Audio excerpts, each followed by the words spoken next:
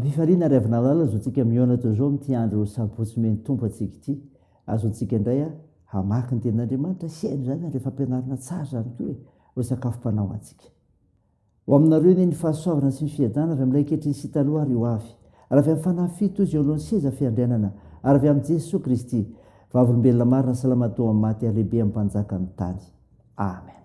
Sabotsy 10 aogositra 2022 imbajina antsika aloha hevitra hoe mahatoky amin'ny asa ny mpino andeha riavana hidera sy ankalazan'Andriamanitra isika. Lehibe Jehovah ka miendrika ho dera indrindra ao tanàn'Andriamanitsika ao tendrombohitra masina avy mahafinaritra fifalian'ny tany rehetra tendrombohitra Ziona eo amin'ny ilany avaratra tanàna mpanjaka lehibe. Andriamanitra ny tranon'andrinao dia nanao izay ahafantarana azy ho fiarovana avo. Amen.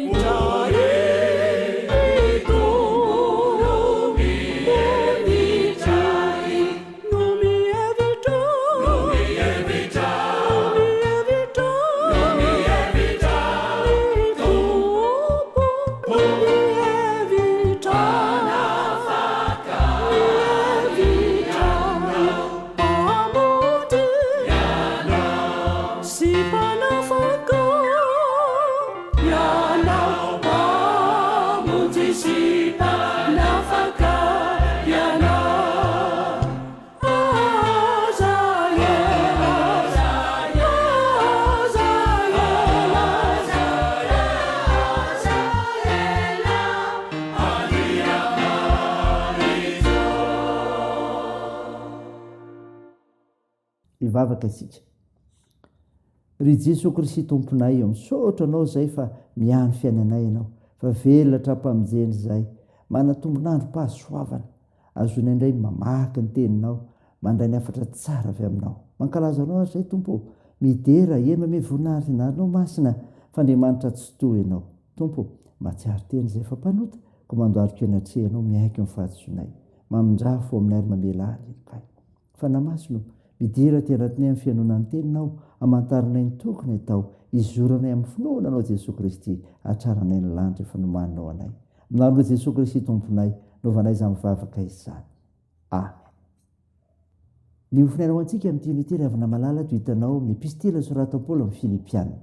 Filipianina toko 2, manomboka ny 12 ka hatramin'ny 20, mivaky toy izao aminaran'i Jesosy. Koa amin'izany ry malalako, tahaka nanekena roa mandrakariva, tsy fony teo aminareo ihany aho, fa ankehitriny dia bebe koa aza raha tsy eo aho, miasa mitahotra sy miofotra hatanteraka famonjena anareo. Fa Andriamanitra no miasa ao anatinareo, na ny fikasana, na ny fanaovana hatanteraka ny sitrapony. Ataovy ny zavatra rehetra amin'ny tsy mononomana sy ny fisalasalana, mba ho tsy manatsiny sady tsy misy fitaka ianareo, dia zanak'Andriamanitra tsy manana didy eo amin'ny firenena meloka sy maditra, zay sionareo tahaka ny fanazavana eo amin'izao tontolo izao. Mitana ny teny fiainana mba hisy ho reharehako amin'ny andron'i Kristy, ka tsy ho niazakazaka foana aho na ny sasatra foana.